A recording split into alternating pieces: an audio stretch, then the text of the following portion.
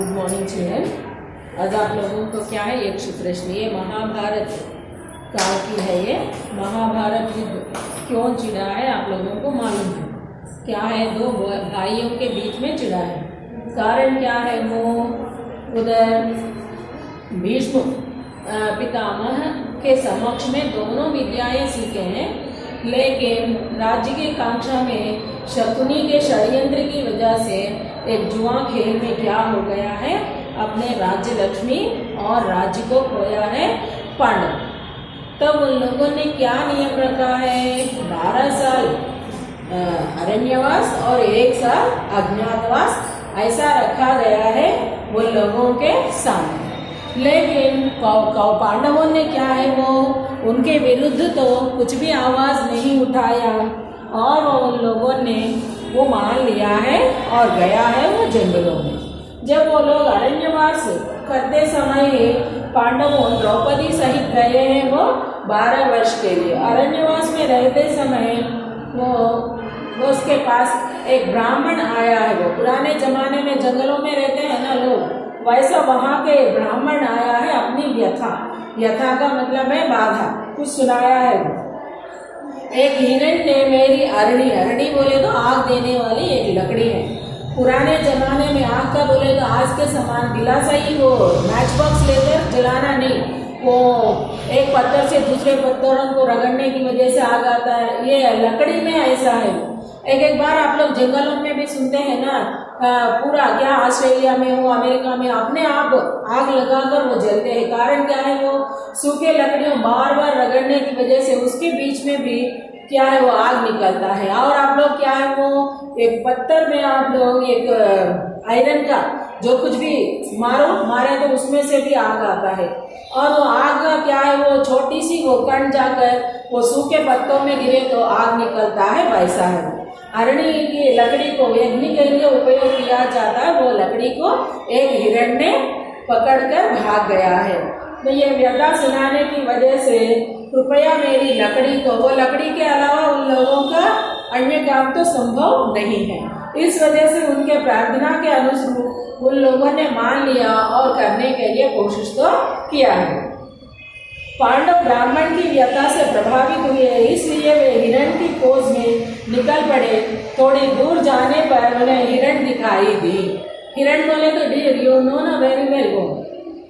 और वो क्या है, वो उसे पकड़ने के लिए वे आगे बढ़ते, परंतु हिरण उनकी आंखों में पूरा गायब हो गया।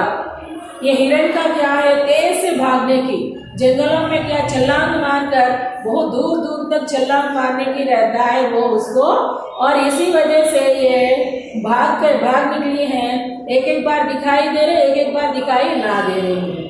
और वे लोग जंगलों में उसके पीछे भागने लगी हैं। लेकिन उसे पकड़ने के लिए वे आगे बढ़े, परंतु हिरण उसके आंखों में पुनः गायब हो गई। गायब होना, अदृश्य होना। गायब होने का मतलब क्या है, वो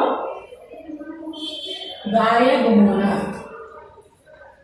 मतलब क्या है, वो अदृश्य होना, दिखाई नहीं देने लगी है वो।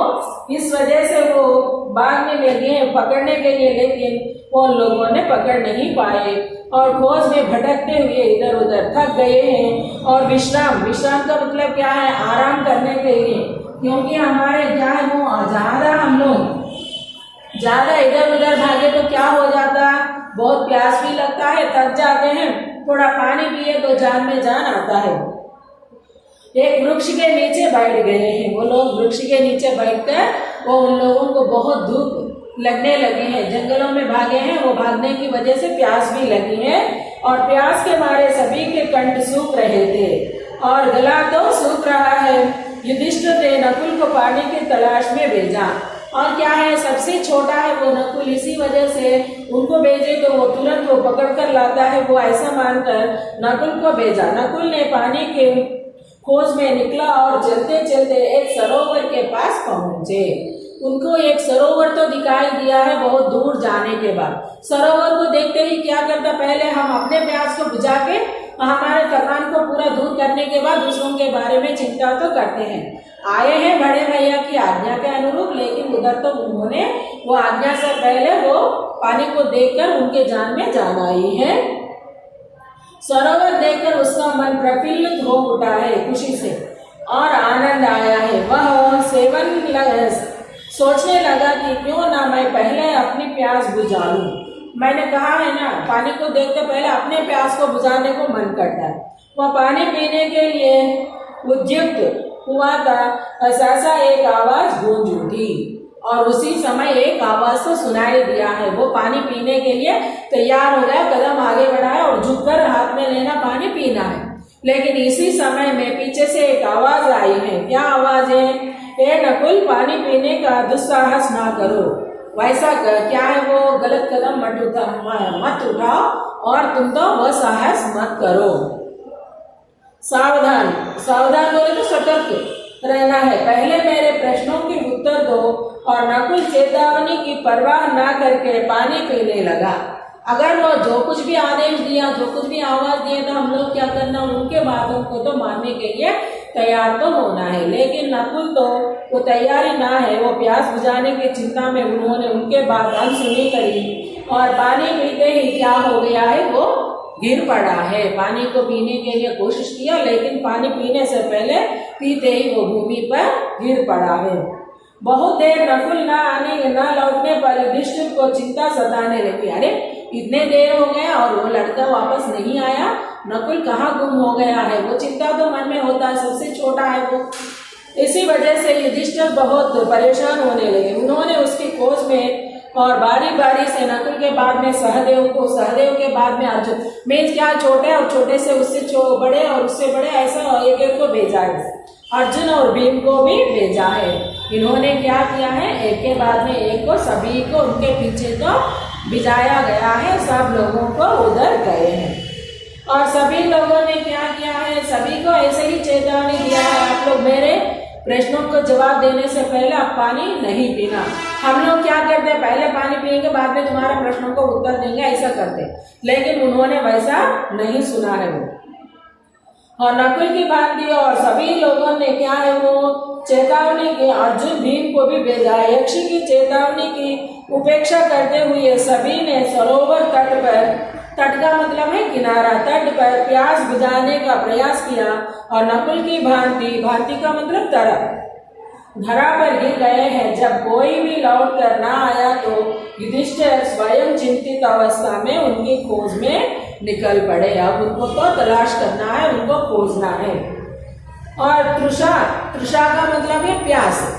तृषा का मतलब क्या है, वो भी प्यास तो होता है ना, वो प्यास के मारे उन्होंने क्या है वो सभी लोगों ने व्याकुल हो उठे और वो पहले ये कोई भी क्या है वो एक के बाद में एक धराशय पर गिर गए हैं।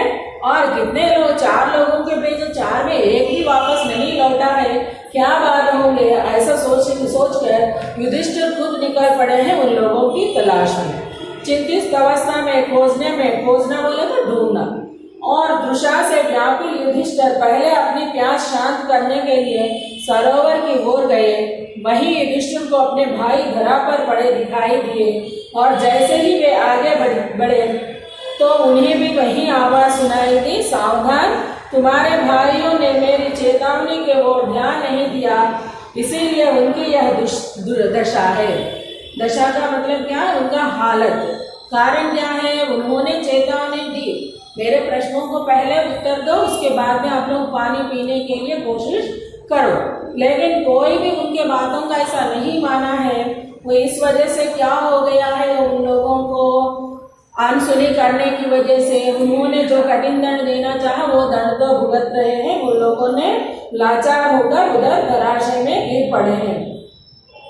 जैसे ही वे आगे बढ़ते तो वही आवाज सुनाई दी है और इन लोगों अपने भाइयों की दशा देखकर वो उन लोगों को क्या है सचेत करने के लिए युधिष्ठिर पानी में हाथ डालने के लिए कोशिश किया। तब भाइयों को कैसे सुनाई दी, वैसे ही एक आवाज तो आई है। वो आवाज ने क्या है, यदि आप पानी पीना चाहते तो पहले मेरे प्रश्नों के उत्तर तो दो।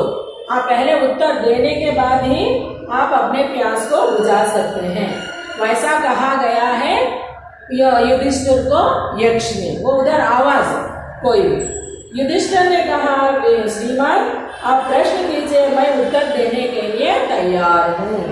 तब उन्होंने क्या है वो पूछा है वो, क्योंकि उनके बात ना मानने की वजह से भाइयों की ये दशा हुई है, उनको मालूम हो गया। इस वजह से उन्होंने क्या किया है वो, अपने भाइयों के समान मेरी दशा तो नहीं होना मानकर उन्होंने क्या किया है वो, यक्ष के प्रश्नों के समाधान देने के लिए कोशिश तो किया है। और तुरंत उन्होंने, आप प्रश्न तो पूछिए, मैं प्रश्नों का उत्तर देने के लिए तैयार तो हूँ वैसा, अब मैंने उत्तर देने के लिए तैयार हूँ, ऐसा कहा है। तब यक्ष ने क्या है वो, क्या प्रश्न पूछा है, मनुष्य का साथ कौन देता है। पहला प्रश्न क्या है, मनुष्य का साथ कौन देता है। युधिष्ठिर ने तुरंत बिना सोच के, और क्योंकि युधिष्ठिर बहुत सूझबूझ है, हर एक विषय को ध्यान से सुनकर जवाब देने वाला है, जल्दबाजी, चार भाइयों के बराबर जल्दबाजी तो करने वाला तो नहीं है। इस वजह से उन्होंने क्या है, मनुष्य का साथ कौन देता है, उसके बदले में उन्होंने जवाब दिया, धैर्य ही मनुष्य का साथ देता है। अगर आप लोग रात में अचानक क्या हो गया, लाइट चले गए, चले जाने के बाद आप लोग डरना नहीं, अब अपने घर में हैं, इसीलिए क्या करना, हिम्मत के साथ क्या करते, कहाँ दिलासाई बॉक्स, मैच बॉक्स रहता, आप लोगों को मालूम है, उधर जाते और आप लोग वापस उनको लाते हैं। इसीलिए सदा मनुष्यों के साथ कौन रहता है वो, धैर्य ही हमारे साथ रहना है वो, हम धैर्य से ही हर एक काम को कर सकते हैं। मनुष्य का साथ कौन देता है, धैर्य ही मनुष्य का साथ देता है। दूसरा प्रश्न में क्या है, कौन सा शास्त्र है जिसका अध्ययन करके मनुष्य बुद्धिमान बनता है। और एक क्या है शास्त्र, शास्त्र बोले तो क्या है वो वेपन्स के लिए, और शास्त्र बोले तो क्या है कुछ विषयों के बारे में बताने वाले। कौन से शास्त्र के अध्ययन करने से मनुष्य बुद्धिमान बढ़ता है वो, कोई भी ऐसा शास्त्र नहीं है।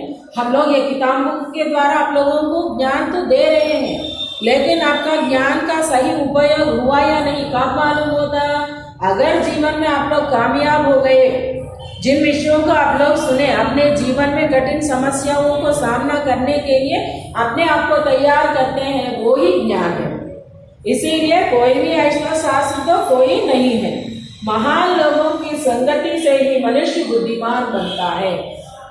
मनुष्य बुद्धिमान कैसे बनता है, अच्छे लोगों की संगति में। इसीलिए बड़े कहते हैं बुद्धिमान लोगों की संगति में रहो, बुद्धिहीनों के साथ नहीं रहना। बुद्धिमान बुद्धिहीन, इधर क्या है वो, बुद्धिमान लोगों की संगति में ही हम सब कुछ हासिल कर सकते हैं। क्या है वो,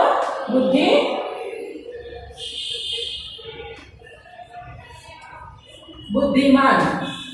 बुद्धिमान का मतलब क्या है वो, इंटेलिजेंट, सोच समझकर कार्य करने वाला। बुद्धिमान मनुष्यों के संगति में ही मनुष्य क्या है वो बुद्धिमान बनता है।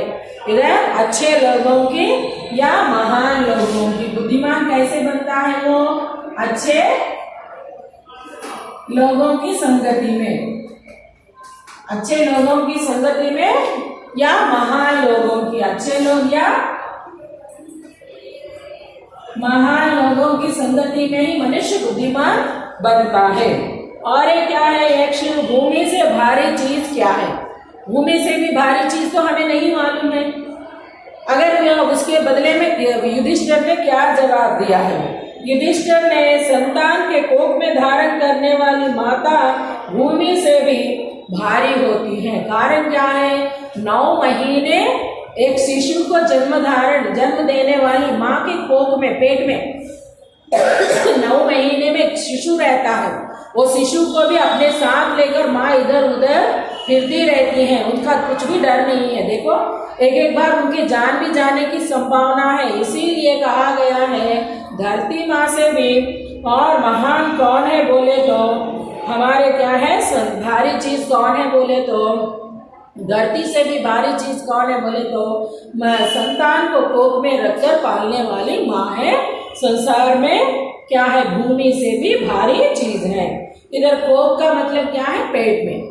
और आकाश से भी ऊंचा कौन है, आकाश से भी ऊंचा कौन है बोले तो सही मार्ग बताने वाला पिता ही सबसे ऊंचा है। पिता कौन है वो, आप लोगों के संसार में बहुत ऊंचा मार्ग बताने वाला पिता ही है।